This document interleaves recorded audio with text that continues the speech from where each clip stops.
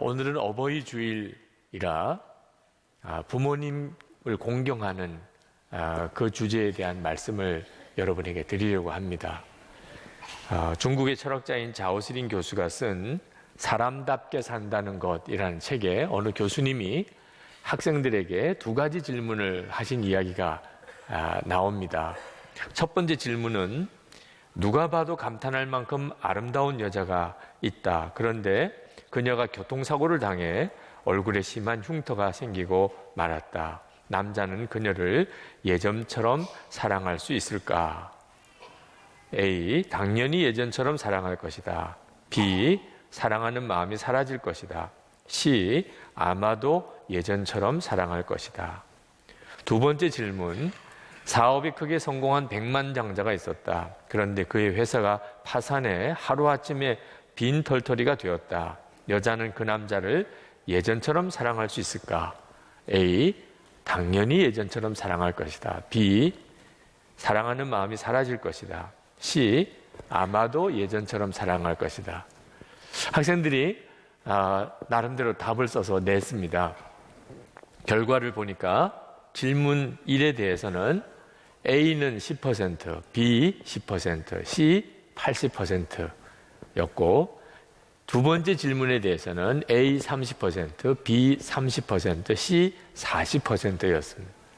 그 결과를 보고 교수님이 말씀을 하시기를 여자가 미모를 잃는 것이 남자가 돈을 잃는 것보다 더 큰 재앙이군요. 학생들이 다 웃었어요. 네. 참 사람의 심리가 묘하죠. 그런데 그 교수님이 이렇게 화제를 돌렸습니다. 저는 이 남녀 사이가 연인 사이라고 이렇게 표현하지 않았습니다. 아마 여러분들이 그렇게 이해하신 것 같은데 이렇게 생각해 보면 답은 어떨까요? 첫 번째 질문, 그 남녀 사이는 부녀 관계고 두 번째 질문의 남녀 사이는 모자 관계라면 어떨까요? 학생들이 심각하게 다시 답을 써서 냈습니다. 결과는 A 질문 1번도 A가 100%, 질문 2번도 A가 100%였어요. 세상에 어느 어머니가, 어느 아버지가 딸의 얼굴에 흉터가 생겼다고 더 이상 사랑하지 않을 아버지가 어디 있겠어요? 세상에 어느 어머니가 아들이 사업에 망해서 빈털터리가 되었다고 사랑하지 않을 어머니가 어디 있겠어요? 부모님의 사랑이라는 게 정말 신비하고도 귀한 겁니다. 우리가 세상을 살아갈 힘이 이런 사랑을 부모로부터 받았기 때문입니다. 저는 오늘 이 예배를 드리고 말씀을 여러분과 나누면서 여러분들 마음 안에 부모님을 사랑하고 그리고 부모님을 축복하는 기도가 놀랍게 회복되기를 기도하는 마음으로 이 말씀을 전하고 있습니다. 이스라엘의 나옴이라고 하는 여인이 살았는데 베들레헴에서 살았습니다. 그런데 그 베들레헴에 극심한 흉년이 왔습니다. 급히 가족들이 모압 땅으로 이사를 갔습니다. 아들이 둘이 있었는데 모압에서 정착하면서 그 모압 여인을 며느리로 삼아 두 아들 다 장가를 보냈습니다. 그런데 어느 날 남편이 갑자기 세상을 떠났습니다. 그리고 그 이어서 큰아들이 죽었습니다. 얼마 안 가서 둘째 아들도 죽었습니다. 갑자기 저주받은 가정처럼 과부 셋만 남았습니다. 그때서야 나오미가 자기가 이렇게 모압 땅으로 온 것에 대해서 후회하고 내가 이제 고향으로 돌아갈 수밖에 없겠다고 생각을 했습니다. 며느리 둘이 문제입니다. 이 며느리 둘을 데려갈 수가 없다고 생각했습니다. 왜? 며느리들에게는 베들레헴이 또 이방 땅이니까. 며느리들에게 너희들은 자유롭게 이제 너희 집으로 고향으로 돌아가거라. 그렇게 강권했습니다. 큰 며느리는 그렇게 돌아갔습니다. 문제는 둘째 며느리 룻이 한사코 어머니 따라가겠다는 겁니다. 여러분, 이 나오미는 사실 믿음이 그렇게 좋은 여인이 아니었던 것 같습니다. 하나님이 주신 그 땅에서 흉년이 들었다고 금방 모압 땅으로 이사를 가버린 일이나 하나님이 금하셨던 이방 여인을 며느리로 둘씩이나 맞이한 일이나 나오미가 하나님의 말씀대로 살아야 되겠다는 분명한 결단과 원칙이 없었던 여인 같습니다. 남편과 두 아들이 다 죽고 난 다음에 나오미는 마음에 하나님이 나에게 벌을 주셨다는 생각을 했었던 것 같습니다. 룻기 1장 13절에 여호와의 손이 나를 치셨으므로 나는 너희로 인하여 더욱 마음이 아프도다. 하나님이 진짜 모압으로 이사를 왔고 모압 여인을 며느리로 맞았다고 그렇게 치셨을까? 그건 모르는 일이죠. 그러나 나오미는 생각하기에 그게 계속 마음에 가책이 되고 걸림이 되었던 것 같습니다. 자, 믿음이 그렇게 좋은 시어머니가 아니었던 나오미였기 때문에 아마 틀림없이 룻도 시집으로 와서 이런저런 마음의 상처를 받았을 거예요. 고부간의 관계는 세계 어느 나라나 쉽지 않습니다. 자, 이런 형편에 있어서 이제 나오미가 고향으로 돌아가겠다 그러고 너도 이제 고향으로 돌아가라고 할 때 룻이 어지간하면 뭐 동서처럼 그렇게 고향으로 돌아갈 만한데 한사코 시어머니를 따라서 시어머니를 돌볼 책임을 지고 이방 땅이 될 베들레헴으로 돌아오겠다는 거예요. 이 일로 인해서 룻은 말할 수 없는 복을 받습니다. 그 어머니를 공경한 것, 시어머니를 공경한 그 결단으로 인하여 베들레헴의 유지였던 보아스가 남편이 됩니다. 그저 좋은 남편 만났다는 정도가 아닙니다. 다윗의 할머니가 돼요. 그로 인해서 아들을 낳고 또 손주를 낳았는데 다윗이에요. 그 계보에서 예수 그리스도가 나세요. 이건 하나님의 역사죠. 하나님이 룻을 그렇게 복을 주신 거예요. 하나님이 왜 이렇게 룻에게 복을 주셨을까요? 룻이 시어머니를 섬기겠다고 하는 것을 하나님 섬기는 것으로 여겼기 때문입니다. 룻이 참 저주받은 것 같은 집에 시집을 왔는데 그런데 한 가지 유익한 것이 있었어요. 그것은 하나님을 믿게 된 겁니다. 이스라엘 사람의 집에 왔기 때문에 하나님을 믿게 된 거예요. 그런데 믿어도 너무나 분명하게 믿었어요. 룻은 믿었어요. 어머니에게 잘하는 것이 하나님께 잘하는 것이. 나오미가 끝까지 너 고향으로 돌아가라고 할 때 룻이 어머니 제발 저기 그런 말 하지 마세요 라고 하면서 룻이 이런 고백을 합니다. 룻기 1장 16절 17절 보면 나로 어머니를 떠나며 어머니를 따르지 말고 돌아가라 강권하지 마옵소서. 어머니의 하나님이 나의 하나님이 되시리니 어머니께서 죽으시는 곳에서 나도 죽어 거기 장사될 것이라. 만일 내가 죽는 일 외에 어머니와 떠나면 여호와께서 내게 벌을 내리시고 더 내리시기를 원하나이다. 그 시어머니는 그런 분명한 믿음이 아니셨던 것 같은데 이 며느리 룻은 이방 여인인데도 어쩌면 이렇게 단호하죠. 자기가 가는 길이 얼마나 험한 길인가를 알면서도 하나님이 이 일을 기뻐하시고 그리고 어머니 섬기는 게 하나님 섬기는 것인데 저 안 돌아갑니다. 보아스가 룻을 만나고 참 룻에게 잘해줍니다. 룻이 너무 이상한 거예요. 왜 나 같은 이방 여인을 저렇게 잘해줄까? 그래서 하루는 보아스에게 묻습니다. 이 보아스의 이 말이 성경이 말하는 부모 공경할 때 우리가 하나님 앞에 복을 받는 너무나 명확한 증언입니다.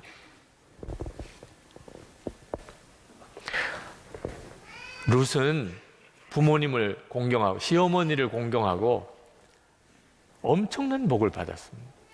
근데 이것은 그저 룻 한 사람의 케이스만 아니고 우리 모든 성도들에게 주시는 하나님의 말씀이세요. 우리가 이 눈이 뜨여야 됩니다. 우리가 부모님을 공경하면 하나님이 갚으신다는 겁니다. 성경은 부모님을 공경하는 것을 약속 있는 첫 계명이라고 그랬습니다. 에베소서 6장 2절에 내 아버지와 어머니를 공경하라. 이것이 약속이 있는 첫 계명이니 3절에 이로써 내가 잘되고 땅에서 장수하리라. 약속이 있는 첫 계명이라는 말은 10계명 중에 사랑과의 관계에 대한 계명 중에서 하나님이 이렇게 하면 복을 주시겠다고 약속하신 첫 번째 계명이라는 뜻입니다. 부모님을 공경하라고 하는 이 공경의 원어 카베드라고 하는 이 단어는 하나님께 쓰는 표현이에요. 하나님께 공경하라고 할 때도 똑같은 단어를 씁니다. 부모님에게 하는 것과 하나님께 하는 것을 하나님은 같이 받으신다는 겁니다. 그렇기 때문에 부모님을 공경하면 하나님이 복을 주시는 거예요. 아니, 세상에 부모님 공경이야 당연히 해야 되는 건데 무슨 하나님이 약속까지 복을 주시겠다고 약속까지 하시나? 여러분, 그렇지 않습니다. 사랑은 내리사랑이라 자녀들을 사랑하는 것은 정말 저절로 됩니다. 어떤 젊은 부부라도 자녀가 생기고 나면 그렇게 위하고 아끼고 돌봅니다. 그건 거의 본능이죠. 동물들도 똑같이 합니다. 새끼 돌보는 것은 어미가 본능이에요. 그렇기 때문에 자녀를 사랑하는 것에 대해서는 하나님이 복을 약속하지 않으셨어요. 그럴 필요가 없습니다. 하지 말라고 그래도 하니까. 그런데 부모님을 공경하는 것은 우리에게 자연스럽지 않습니다. 여러분, 사람이 동물과 다른 이유가 뭐지요?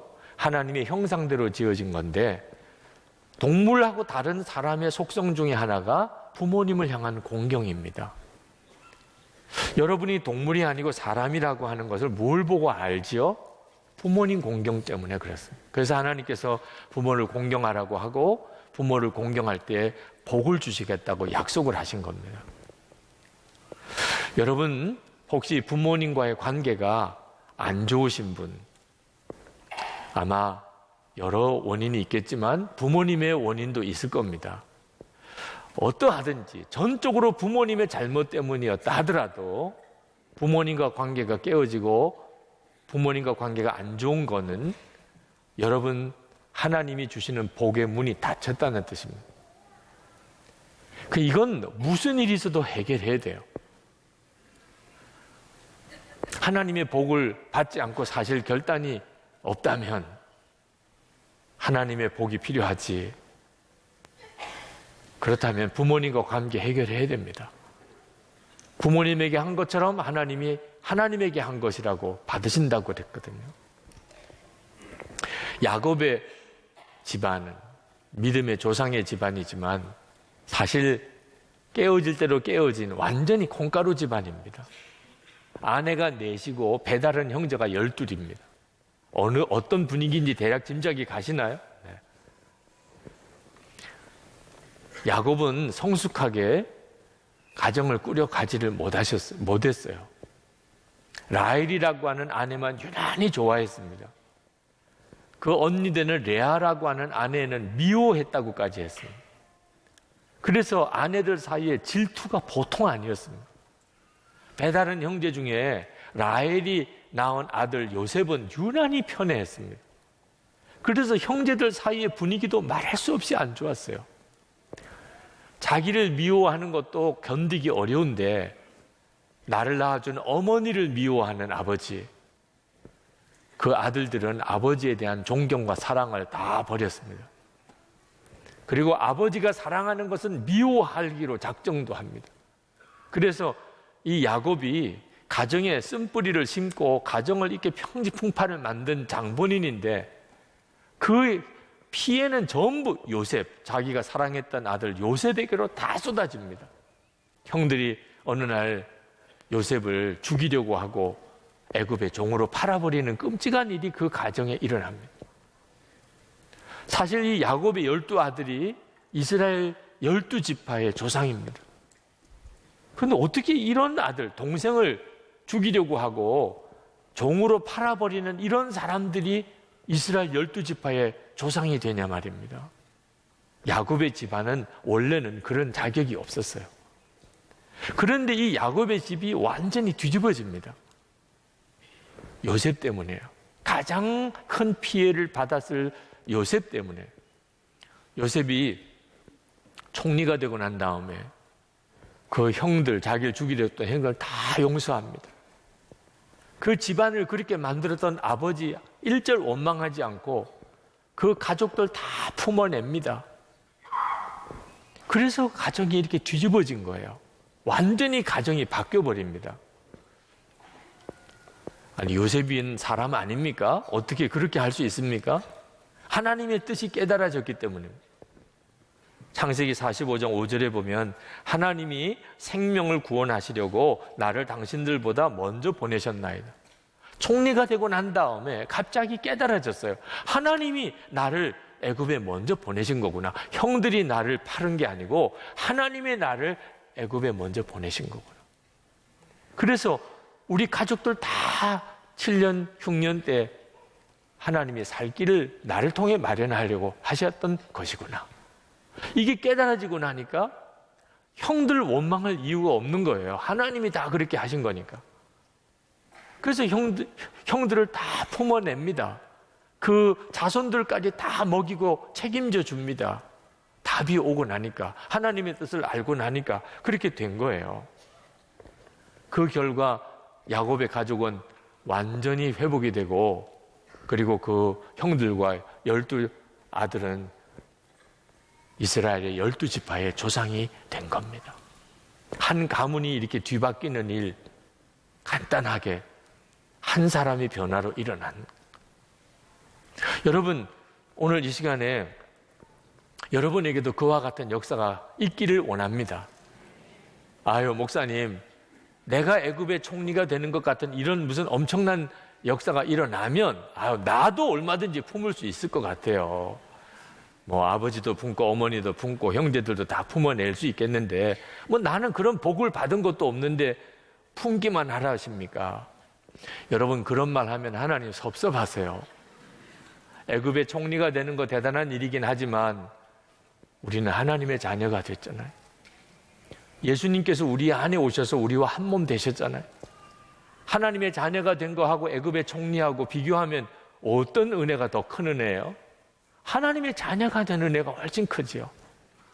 십자가의 은혜를 정말 믿는 사람은, 그 이해할 수 없는 하나님의 은혜와 사랑을 정말 받은 사람은 품지 못할 사람 없고, 그리고 치유 안 될 상처가 없습니다. 하나님의 은혜는 우리 가정의 모든 문제를 해결할 수 있는 은혜예요. 그런 은혜를 우리가 이미 받은 겁니다. 이 십자가의 은혜로 부모님과의 관계를 풀으라는 거예요. 부모님 공경은 우리 노력으로 해결되는 건 아닙니다. 그래서 성경은 주 안에서 부모님을 순종하라고 우리에게 권합니다. 에베소서 6장 1절에 자녀들아 주 안에서 너희 부모에게 순종하라. 이것이 옳으니라. 주 안에서 부모님에게 순종하라는 이야기는 주님이 주시는 힘으로 늘 주님 바라보면서, 주님 인도받으면서, 주님이 하라는 대로 그렇게 부모님을 대하라는 거예요. 부모님을 부모님으로만 보지 말고 죽게 하듯 하고 항상 주님을 바라보면서 부모님께 말하고 대하라는 거예요.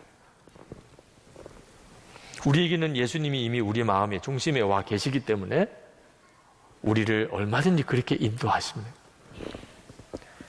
여러분, 부모에게 공경할 때 하나님께서 그 자녀들에게 복을 주신다는 이 사실은 부모님이 자식에게 해주시는 최고의 선물이 살아계시다는 그 자체가 됩니다. 자녀가 복을 받을 기회를 주는 거예요. 부모님이 살아계시다는 것 자체가. 그분이 어떤 분이셨느냐는 건 상관없어요. 그냥 살아계세요. 그것 자체가 자녀들에게는 말할 수 없는 하나님의 복을 받을 기회예요. 부모님은 살아계시다는 것만 가지고도 우리에게 복이에요. 이 사실을 여러분이 진짜 믿을 때부터 부모 공경이 시작되는 겁니다. 아버님, 어머님 살아계신 것 자체가 저에겐 복이에요. 자, 부모가 자녀에게 복을 주는 거 아닙니다. 하나님이 복을 주세요. 부모가 자녀들이 잘하니까 좋은 것을 선물로 주거나 유산을 줄 수 있는 부모가 있지요. 그것도 참 유익하지요. 그렇지만 부모가 주는 거하고 하나님이 주시는 복하고는 비교가 안 됩니다. 부모님이 주는 것을 기대하고 부모에게 잘하는 것은 그것은 정말 아주 작은 것을 얻는 것뿐이에요. 부모님은 나에게 아무것도 줄 게 없어요. 부모님은 오히려 나에게 상처만 주신 분이에요. 그런데도 그 부모님을 하나님께 하듯이 공경해요. 그러면 하나님은 어떻게 하실까요? 하나님이 다 아시잖아요. 어떤 형편에서 부모님을 공경하는지 다 아시잖아요. 부모님이 너무 좋으신 분이니까 잘해드리는 것. 부모님이 말할 수 없이 상처를 주신 분인데 그 부모님을 공경하는 것은 이제 여러분이 잘 분별하셔야 돼요. 룻을 보세요. 시집을 왔더니 저주받은 것 같은 가정입니다. 그런데 하나님을 공경하니까 어머니에게 내가 끝까지 모셔야 되겠구나 깨달아져서 어머니를 모셨는데 그 시어머니 나오미가 룻에게 뭐 갚아준 거 뭐 있어요? 아무것도 줄 수 있는 게 없어요. 하나님이 다 주셨잖아요. 룻과 그 가문을 다 바꿔주셨잖아요. 여러분, 요셉이 정말 콩가루 같은 집안에서 아버지가 얼마나 미련하게 가족들을 돌봤는지 서로 저주, 원망, 시기, 질투가 극심해서 형제들을 죽이기까지 하는 이런 극심한 가정에 모든 상처를 다 본인이 받은 이런 기가 막힌 처지에서도 하나님의 뜻을 깨닫고 나니까 다 품었어요. 아버지 원망하지 않고 형제들 복수하지 않고 가족들, 자손들까지 다 먹이고 살렸어요. 그랬다고 아버지 야곱이 요셉에게 해준 거 뭐 있어요? 축복기도 하나 해준 겁니다. 축복기도. 하나님이 다 갚아주셨잖아요. 요셉과 그 가문을 완전히 바꿔주셨잖아요.